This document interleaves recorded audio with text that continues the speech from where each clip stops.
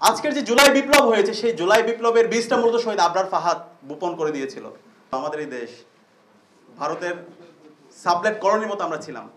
এখানে কোনো আমাদের অর্থনৈতিক স্বাধীনতা ছিল না, আমাদের এখানে রাজনৈতিক নিপীড়ন ছিল এবং আমাদের এখানে সাংস্কৃতিক গোলামি ছিল। আমাদের এই দেশে তারা যে সংস্কৃতিকে প্রমোট করেছিল সেটা ছিল কলকাতার সংস্কৃতি, সেটা ছিল দাদাদের সংস্কৃতি।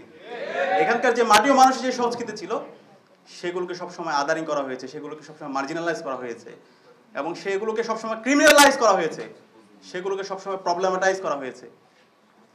এবং যারা এদেশের মাটি ও মানুষের কথা বলেছে, যারা ইনসাফের কথা বলেছে, যারা আধিপত্যবাদের বিরুদ্ধে আগ্রাসনের বিরুদ্ধে যারা কথা বলেছে, তাদেরকে বিভিন্নভাবে ফ্রেমিং করা হয়েছে, ট্যাগিং করা হয়েছে। এবং এক্ষেত্রে আমরা দেখতে পেয়েছি ছাত্র শিবির বলে তাকে ট্যাগিং করা হয়েছে এবং শিবির সে ট্যাগিং এর মাধ্যমে তাকে হত্যা করাকে বৈধতা দেওয়া হয়েছে এবং সেই বৈধতা উৎপাদন করা হয়েছিল শাহবাগের মাধ্যমে। এবং এই শাহবাগের বিরুদ্ধে যিনি কথা বলেছেন, যিনি পুরো প্রজন্মকে রাস্তা দেখিয়েছেন, তিনি হচ্ছেন আমাদের শ্রদ্ধাভাজন ডক্টর মাহমুদুর রহমান।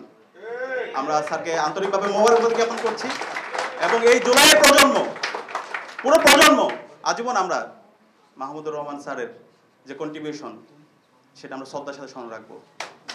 এবং একই সাথে অসংখ্য মানুষ এদেশের মুক্তিকামী ছাত্র জনতা তারা সবসময় লড়াই করেছে। শহীদ আবরার ফাহাদ শাহাদাতের পূর্বে যদি আমরা একটু দেখি, প্রতিটি ক্যাম্পাসে ক্যাম্পাসে এবং সারা দেশে অসংখ্য নির্যাতন নিপীড়ন হয়েছে। নিপীড়ন করার পরে আপনারা দেখতে পাবেন ক্যাম্পাসে যতগুলো নিউজ হয়েছে সে সময় সেগুলোকে শিবির সন্দেহে এভাবে হচ্ছে ফ্রেমিং করা হয়েছে।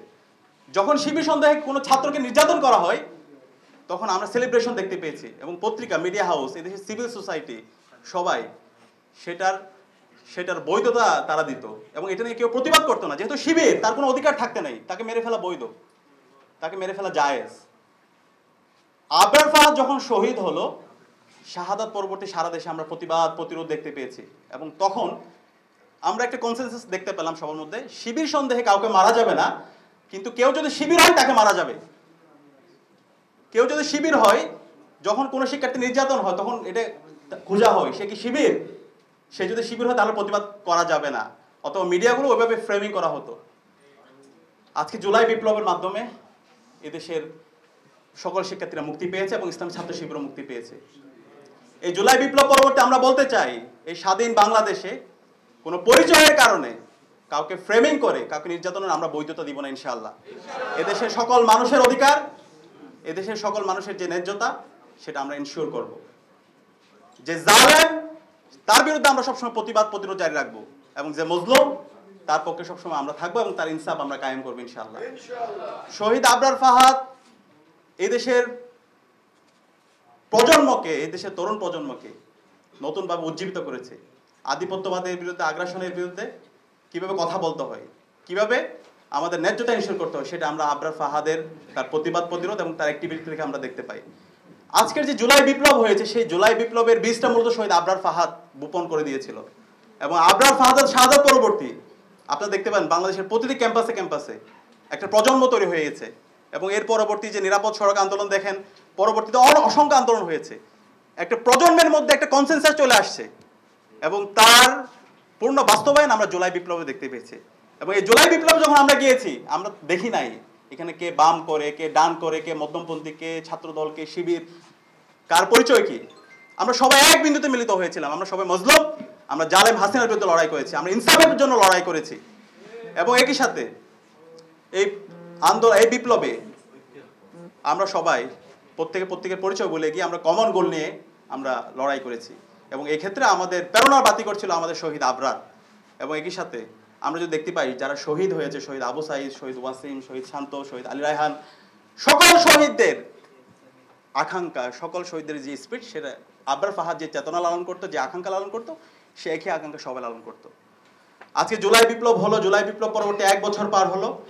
শহীদদের যে প্রত্যাশা, শহীদদের যে আকাঙ্ক্ষা, সে আকাঙ্ক্ষার আলোকে একটি বৈষম্যহীন ইনসাফ ভিত্তিক বাংলাদেশ বিনির্মাণের যে স্বপ্ন, সেই স্বপ্ন এখন পর্যন্ত আমরা বাস্তবায়ন করতে পারি নাই। আমরা সবাইকে অনুরোধ করব, একটা জাতি আর কত রক্ত দিবে? 54 বছরে তো আমরা কম রক্ত দিইনি। জুলাই বিপ্লবে এত রক্ত দেওয়ার পরও, 2000 ভাই বোনের শাহাদাতের পরও, 40,000 ভাই বোনের পঙ্গু হওয়ার পরও আমরা যদি আমাদের এই বাংলাদেশটাকে একটা ন্যাশন করতে না পারি, একটা জাতীয় ঐক্যমতে আসতে না পারি, তাহলে আমরা কখন পারবো? আমি সবাইকে অনুরোধ করবো, ডাকসুর পক্ষ থেকে আমি সারা বাংলাদেশের সকল মুক্তিকামী শিক্ষার্থী ছাত্র জনতাকে, সকল রাজনৈতিক দল, ছাত্র সংগঠন, সকল মানবাধিকার কর্মী, অ্যাক্টিভিস্ট সবাইকে আমি অনুরোধ করবো, এখনই সময় আমাদের জাতীয় ঐক্যমত্যে আসার।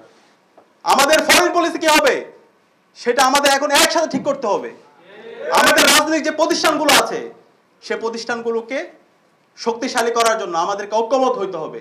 এরপরে আমার রাজনৈতিক আদর্শ থাকবে, আমার রাজনৈতিক ভিন্নতা থাকবে, আমাদের মধ্যে ডিবেট হবে, কিন্তু ন্যাশন প্রশ্নে আমরা যেন সবাই এক থাকি, বাংলাদেশ প্রশ্নে যেন আমরা এক থাকি, আমাদের ফরেন পলিসির জায়গায় যেন আমরা এক থাকি, ভারত প্রশ্নে যেন আমরা সবাই এক থাকি, এবং একই সাথে বাংলাদেশের সকল শিক্ষা প্রতিষ্ঠানে শিক্ষার পরিবেশ নিশ্চিত করার প্রশ্নে আমরা যেন এক থাকি।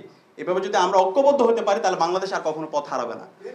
আমি অনুরোধ করব, এখনো সময় আছে, আমরা সবাই ঐক্যমত্যের ভিত্তিতে আমাদের বাংলাদেশটাকে একটা পূর্ণাঙ্গ ন্যাশন হিসেবে আমরা বিনির্মাণ করি। আর এটা করতে যদি ব্যর্থ হয়